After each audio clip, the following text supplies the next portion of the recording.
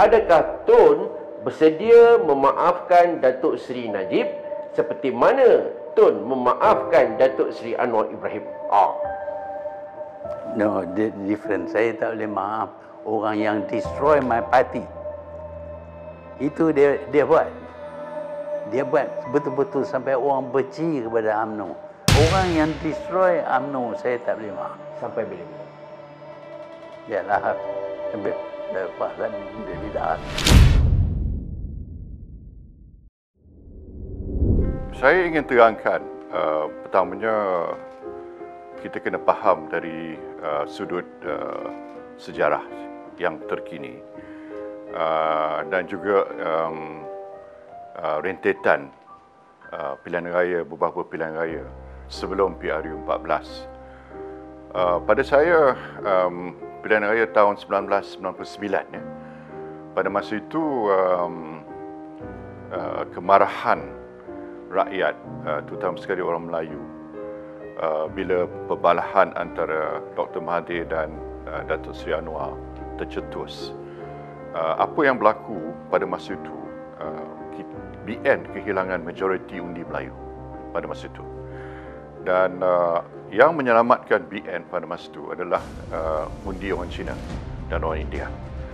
Atas dua faktor. Pertama, kerana rusuhan terhadap orang Cina di Indonesia, menakutkan mereka di sini atas lawangan reformasi. Yang kedua, kerana masa mula pada peringkat mulanya, Dr. Mahathir janji bahawa Suciu punya tuntutan 17 perkara itu akan dipertimbangkan. Jadi dia beri pengharapan pada orang Cina untuk menyokong Barisan Nasional.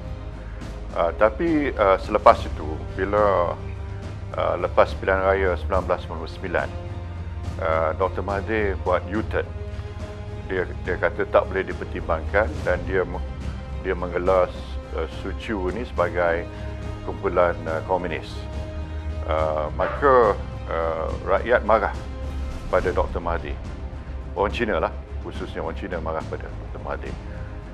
Bila berlakunya peralihan kuasa kepada Tun Abdullah Abdawi Paklah, apa yang berlaku adalah satu gelombang sokongan yang luar biasa, kerana mereka menganggap bahawa era Dr. Mahathir sudah habis. Jadi Paklah menerima sokongan yang cukup hangat dan kita menang besar pada tahun 2004.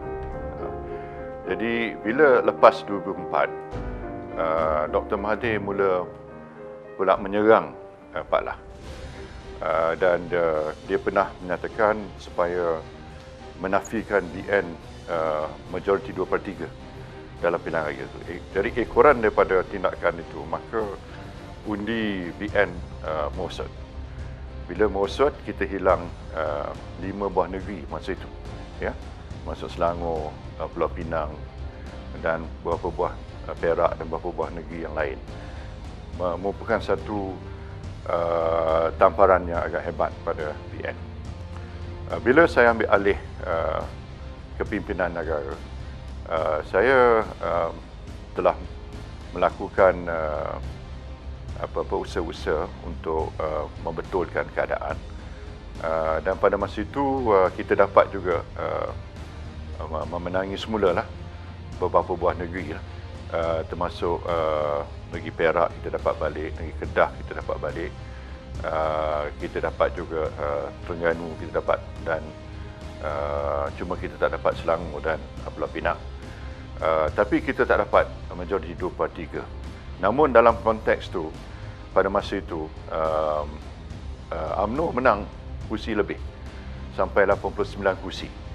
Jadi sokongan orang Melayu dah balik pada kita. Tapi kemarahan orang Cina tu masih berterusan. Trend dia masih menurun, ya.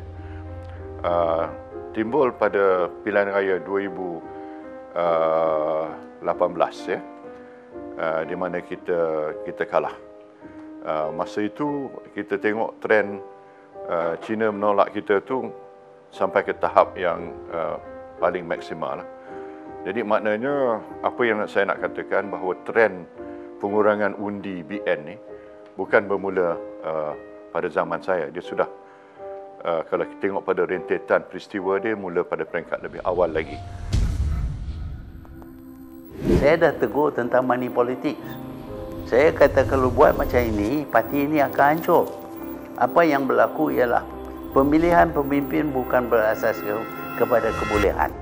Pemimpin bila ada jadi ketua bahagian pun tak bagi orang lain masuk yang lebih pandai daripada dia. Dan saya biasa cerita, kalau dia mati, yang ganti dia adalah orang yang lebih bodoh daripada dia. Dan si bodoh ni bila mati lagi bodoh. Saya kata kalau macam ini akan hancur UMNO.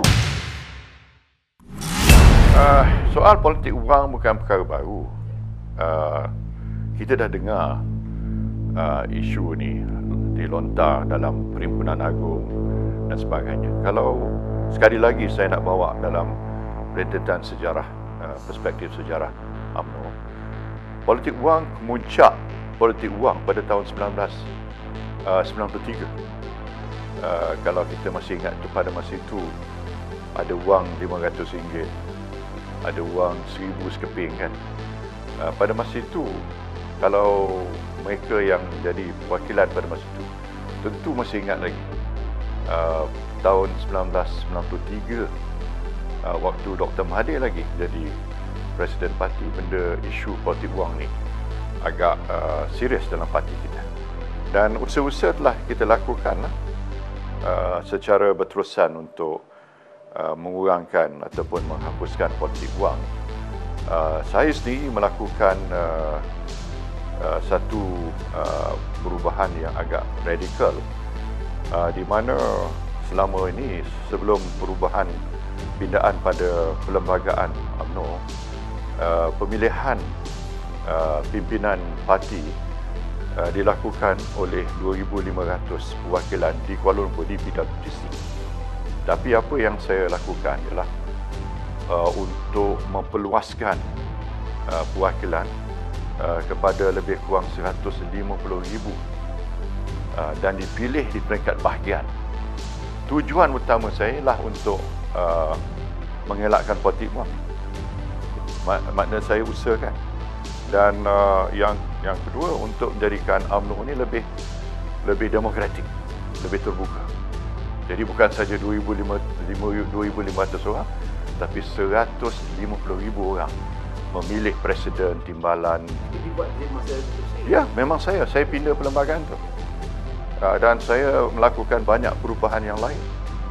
Maknanya antaranya saya jadikan UMNO ni lebih terbuka, lebih demokratik. Sebab lepas Dr. Mahathir hampir-hampir tewas pada Huli, hanya dengan 43 undi saja, dan UMNO diharamkan, dibuat UMNO baru. Dia meletakkan syarat dalam perlembagaan undi bonus. Jadi siapa yang undi presiden dapat undi 10 bonus. Lepas undi bonus itu diganti dengan kota, sistem kota, di mana sesiapa nak lawan presiden mesti dapat 63 perwakilan, 63 bahagian mencalonkan. Saya tak fikir ada sesiapa yang mencabar presiden boleh dapat 63 perwakilan ataupun 63 bahagian mencalonkan dia sebagai presiden.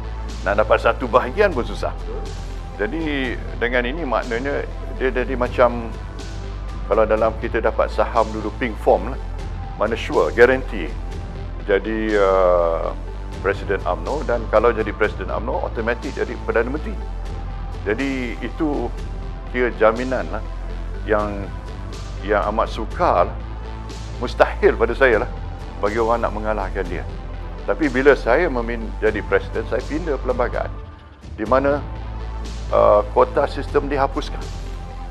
Dan kalau nak lawan presiden pun hanya daftar saja. Jadi saya membuka parti kepada proses yang lebih demokratik dan lebih terbuka lagi.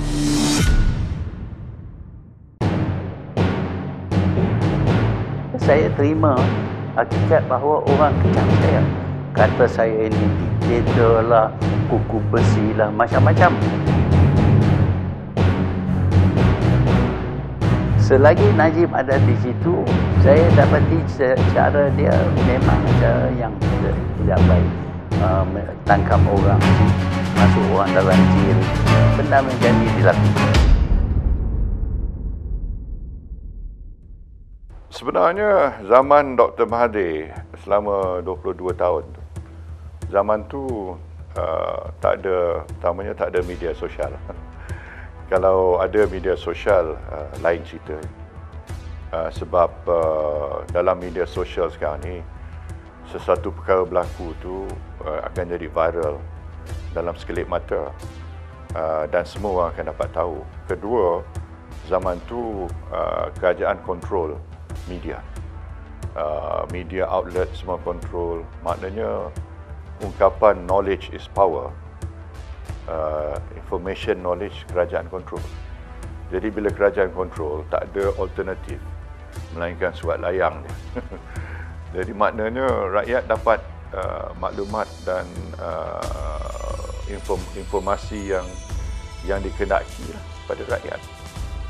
Bukan bererti bahawa tak ada penyelewengan ke, tak ada skandal zaman Tun Mahathir. Kita tahulah apa berlaku, termasuk forex yang kehilangan 33 bilion dan sebagainya kan. Banyak lagi perkara-perkara yang berlaku. Malah ada buku Perry Wayne yang tulis pasal perkara-perkara yang berlaku zaman Dr. Mahathir. Maknanya bukan tak ada, ada. Kalau kita tengok, lihat dalam forex punya kerugian forex tu, itu cash 33 bilion. Cash. Walhal dalam 1MDB itu ada aset.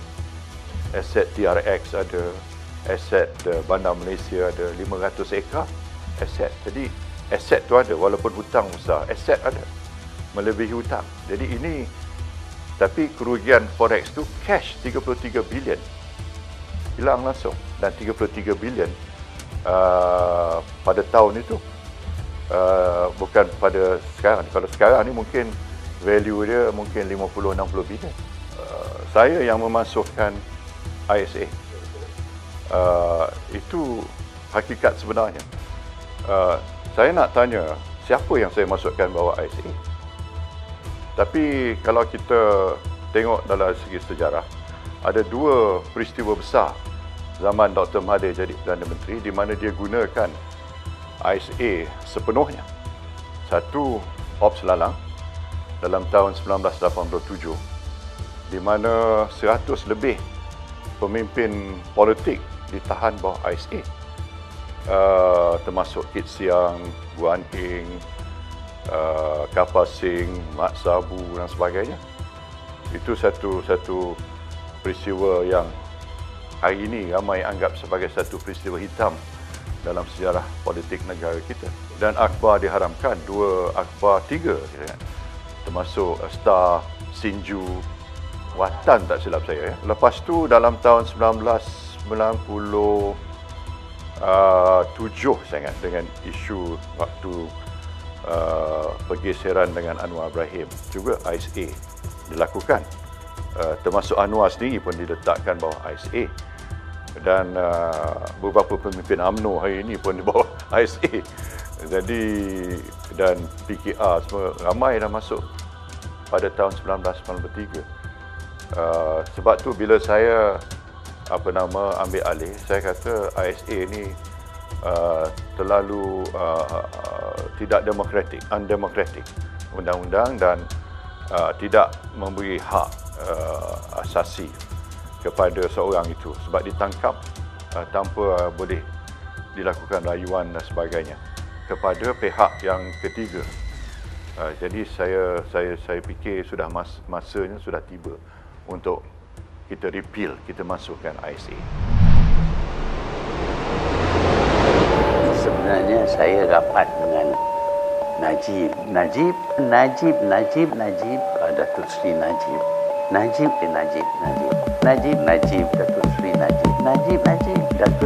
Seri Najib. Sebenarnya satu ketika dulu kita memang rapat, dan saya mengenang budi dia pada saya. Maknanya dia sokong saya menjadi timbalan Perdana Menteri pada Pak Lah waktu jadi Perdana Menteri. Itu saya tak dapat nafikan. Memang dia usahakan. Tapi apa yang berlaku sejak beberapa tahun kebelakangan ini, reaksi dia saya anggap keterlaluan. Ya. Kalau apa pun saya buat pun takkanlah sampai begini. Ya. Takkanlah satu interview sampai sebut nama saya 32 kali kan. Itu dah kira satu benda yang keterlaluan sangatlah.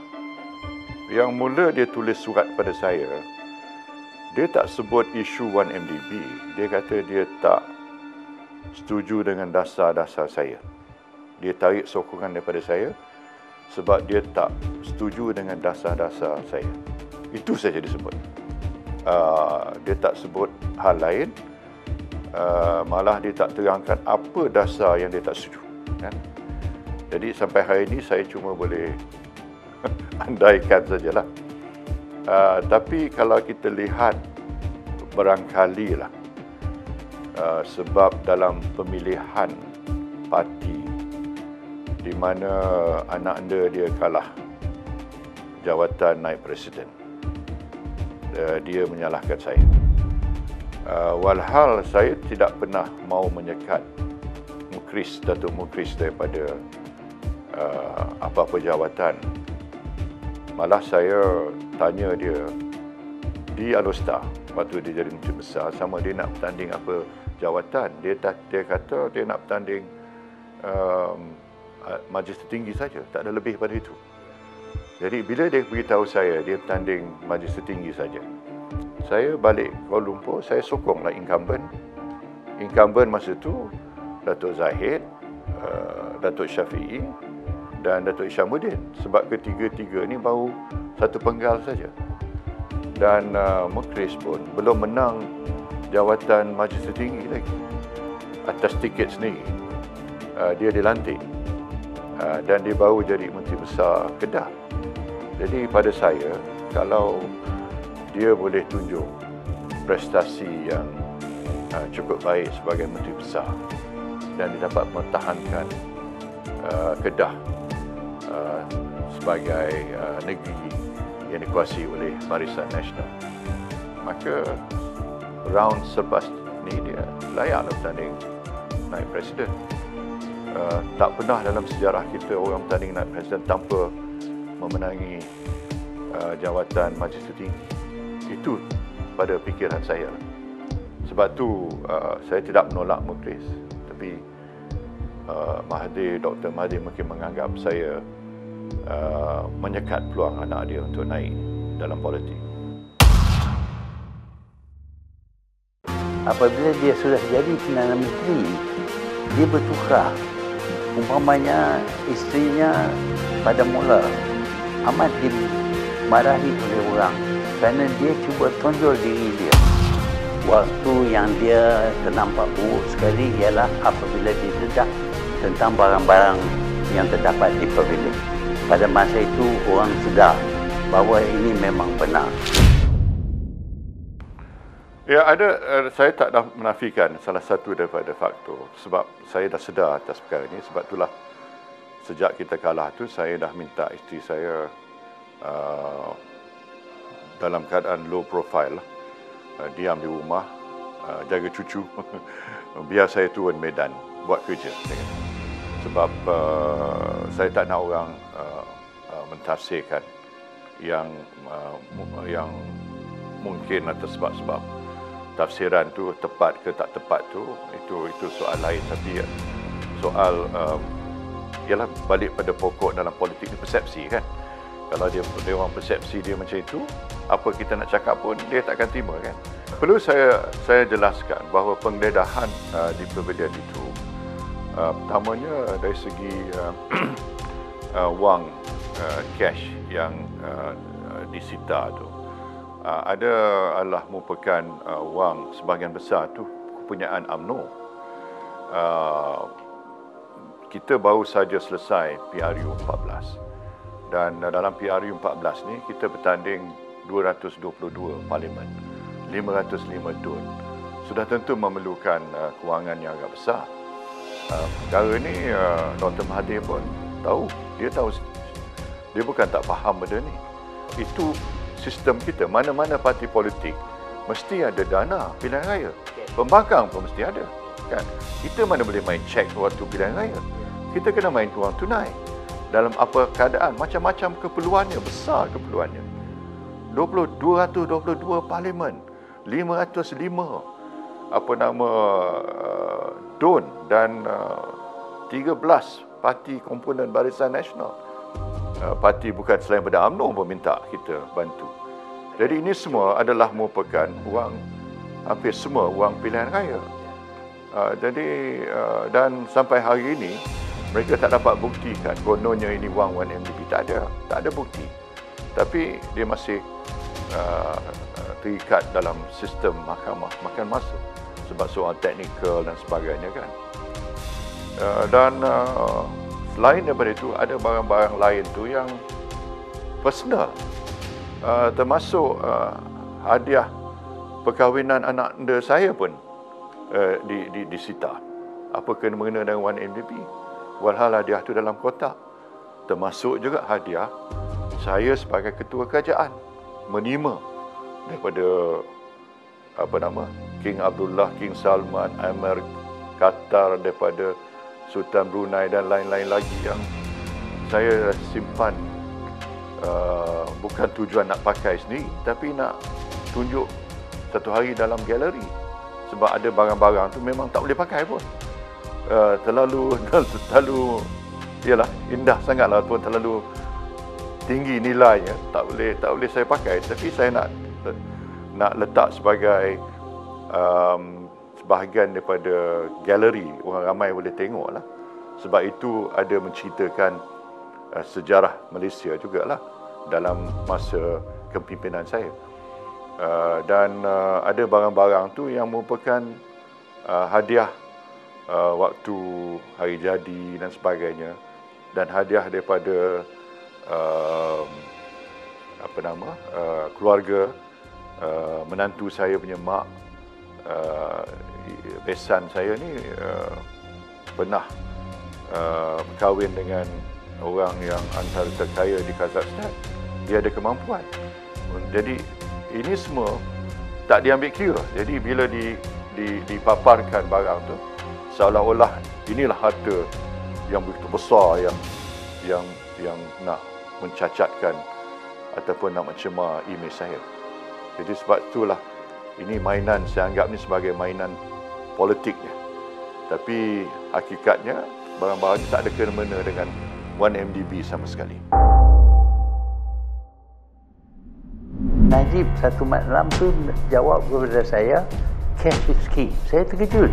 Dia bercakap berkenaan dengan bosku. Dia bos. Jadi apa yang bos buat tak salah. Nak malu apa bosku.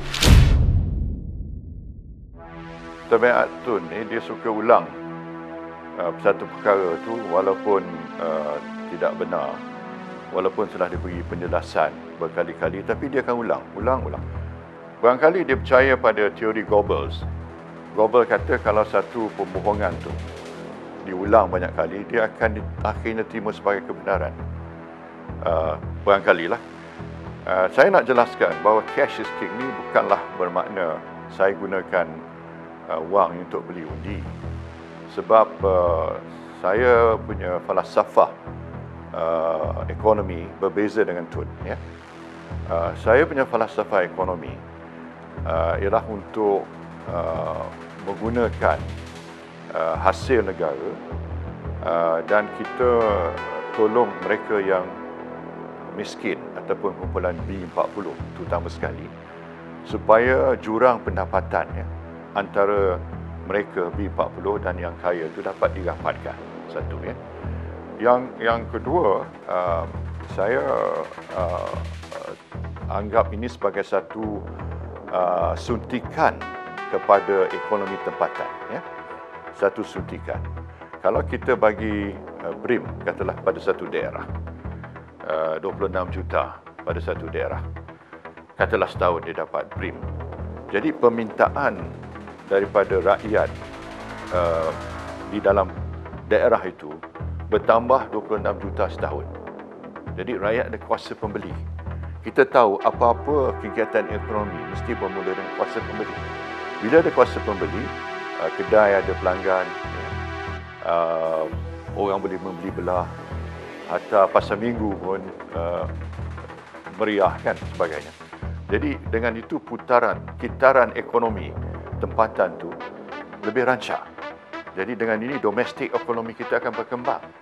Ini teori ni World Bank, Bank Dunia sokong. Terbukti berjaya. Sebab itulah dalam masa saya 9 tahun jadi Perdana Menteri, kadar pertumbuhan kita mengatasi Singapura pada tiap-tiap tahun. Dan pada tahun terakhir, kita telah tutup tahun 2017 dengan kadar pertumbuhan sebanyak 5.9%. Jadi kita berada di tahap antara yang tertinggi di dunia. Sebab dasar kita tolong rakyat melalui cukai kita yang saya kenakan GST, kan? Saya rasionalisasikan subsidi, kan? Lepas tu hasil negara tu pada kerajaan kita pindah pada kumpulan B40 sebahagian daripada itu. Jadi rakyat yang memerlukan bantuan dapat pertolongan. Saya nafikan ini rasuah sebab semua dapat. Saya tak pilih bulu. Pembangkang pun dapat. Asalkan mereka, pendapatan mereka bawah pada 3,000 dan ada juga antara 3-4,000 pun dapat selepas kemudian hari kita tambah lagi. Dan kita kalau nak tolong rakyat, apa cara yang terbaik? Cara terbaiknya kita masuk suntikan dalam akaunnya, jadi sistem kewangan kita dapat liquidity, kan? Takkan kita nak beli barang, nak bagi pada rakyat, kan? Benda tu dari segi logistik memang terlalu berat. Jadi bagi cash, saya pilihlah apa dia nak beli. Kasut sekolah ke, nak beli tilam ke, nak beli beras ke, tu pulang pada dia. Bosku ni bukan satu yang saya rancang. Dia berlaku secara spontan. Dan dia satu yang organik, orang kata. Datang daripada orang muda sendiri. Sebab cara kebetulan, saya pergi di satu tempat, saya disuruh sebut ungkapan tu. Malu apa bosku? Jadi bila saya sebut perkara tu, dia jadi viral. Dan orang boleh kaitkan ungkapan itu dengan saya. Dan bosku bukan berarti bos. Bosku berarti sahabat sebenarnya. Sahabat. Malu apa ni bukan, kita tak harus rasa malu. Kita buat kerja, asalkan kerja baik, apa semua, kan. Rezeki halal. Malu apa? Itu maksud sebenarnya. Jadi salahlah tafsiran Dr. Mahathir. Salah sama sekali. Saya baru ini dengar seorang daripada parti lawan, dulu parti lawan. Dia kata saya ini banyak kroni. Jadi kalau saya nak elak daripada dituduh kronisme, saya nak elak, saya mesti tentukan semua orang yang saya tolong itu gagal. Saya dah berkali-kali dah cerita apa yang berlaku. Umpamanya anak saya go into shipping. Dia beli kapal. Bila jadi downturn dulu, dia tak dapat nak bayar hutang. Saya nampak dia utamakan orang-orang tertentu dalam zaman dia. Misalnya ada seorang tu dia dapat lesen judi dapat, lesen telco dapat, pembangunan tanah pun dapat, dan lain-lain pun dapat. Jadi orang yang sama dapat. Dan orang ni kita tahu rapat dengan dia. Kalau ambil gambar pun selalu dengan dia. Kalau hari jadi dia pun dia jadi host pada majlis hari jadi dia. Dan ada beberapa orang macam ni yang orang tahulah. Orang ramai tahu. Saya tak perlu sebut nama tapi orang tahu. Jadi dasar kronisme ni ketara dalam zaman Dr. Mahathir. Zaman saya tak ada kronisme. Saya selalu sebut kroni saya adalah rakyat. Dan banyak projek yang saya bagi itulah projek di mana JLC dapat ataupun badan-badan macam PNB, Khazanah, Tabung Haji, LTAT yang dapat.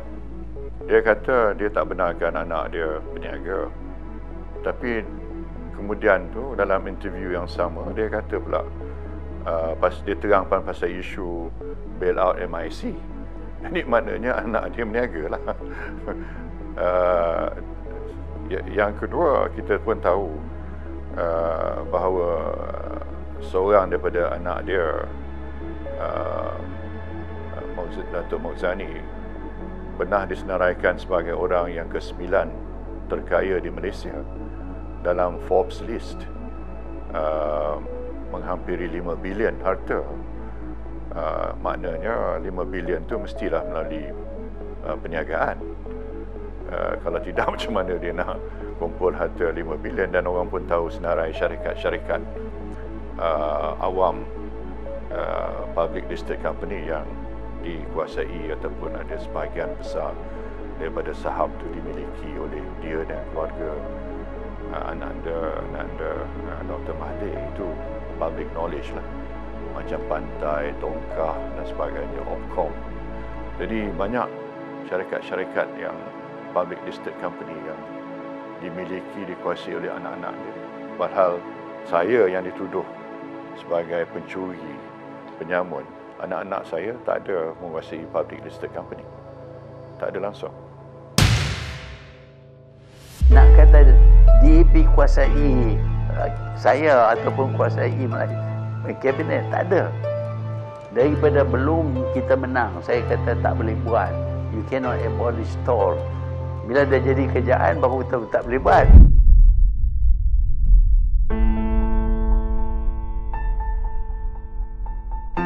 Jadi kalau dia kata DAP tak mengawal dia sebagai Perdana Menteri, jadi dia bertanggungjawablah atas segala keputusan yang dibuat oleh kerajaan PH.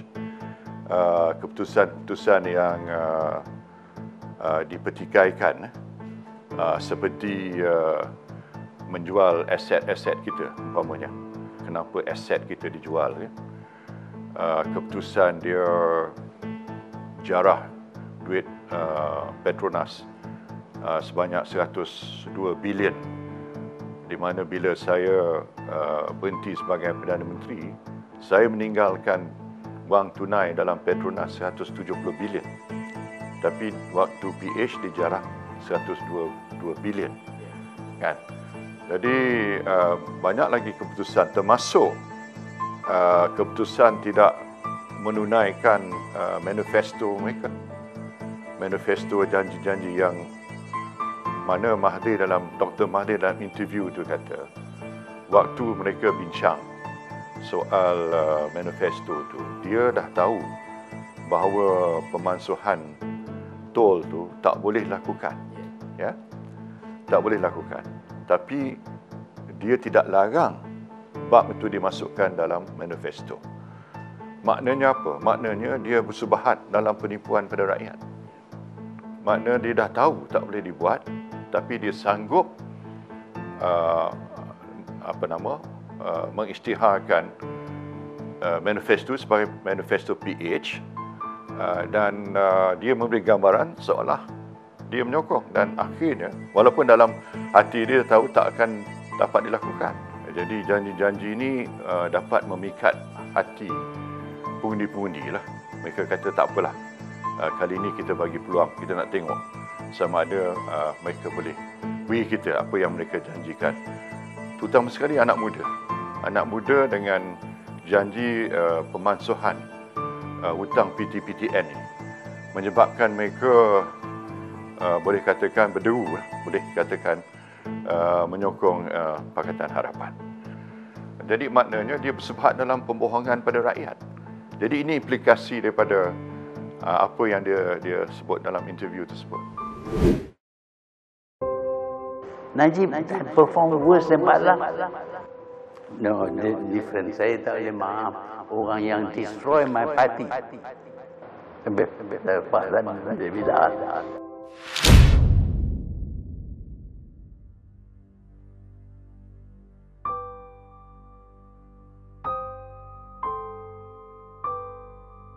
Uh,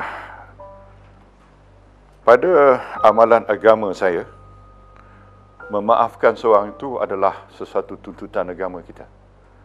Pertama tu dari segi fitrah Allah sendiri. Allah yang maha mengampuni. Kita ambil daripada situ lah maknanya, dan ada beberapa surah dalam Al-Quran pun sebut bahawa kita dikehendaki untuk memaafkan. Jadi kalau Tun, saya kira lah kalau dia buat salah ataupun dia berdosa pada saya, kalau dia minta maaf, saya pandu pada agama, saya akan maaf dia. Tapi kalau dia tak minta maaf, dia cari saya di padang mahsyar nanti. Memang rasa marah, itu tak dapat elakkan sebab dia dah kata-kata dia terlalu kesat, keterlaluan dan tidak berasas. Sukar diterima oleh mana-mana manusia. Memang saya tak dapat nafikan, memang saya cukup marah dalam hati. Tapi sebab saya kata tadi, sebab sebagai seorang yang mengamalkan agama, maka kalau dia minta maaf, saya sedia minta maaf. Perkara itu kita dah dengar dah bertahun-tahun, tapi diulang balik. Itu yang reaksi saya pertama lah. Macam orang kata kita ni patut dah move on dah sekarang ni kan. Tapi dia masih lagi balik bawa cerita tu. Kalau ada pihak yang cuba menyatukan ataupun mempertemukan Datuk Seri dengan Tun Mahathir, bagaimana cadangan tersebut? Saya tak nampak dia akan mau bertemu dengan saya. Banyak orang kata dia hati kering. Jadi kalau itu sikap dia, tak ada guna kita nak bertemu lah. Tapi kalau kita terjempak tu, kita salam tu perkara biasa. Tak bertemu, tapi kalau bertemu, mesti ada, macam kita tepuk tangan lah, mesti dua belah tangan kena tepuk kan. Tangan sebelah saja, dia tak jadi. Jadi kalau bertemu, mestilah sesuatu kebaikan yang datang daripada pertemuan itu. Apa reaksi atau apa yang Datuk Seri akan katakan pada Tun? Tak tahu lagi. Mungkin malu apa bosku.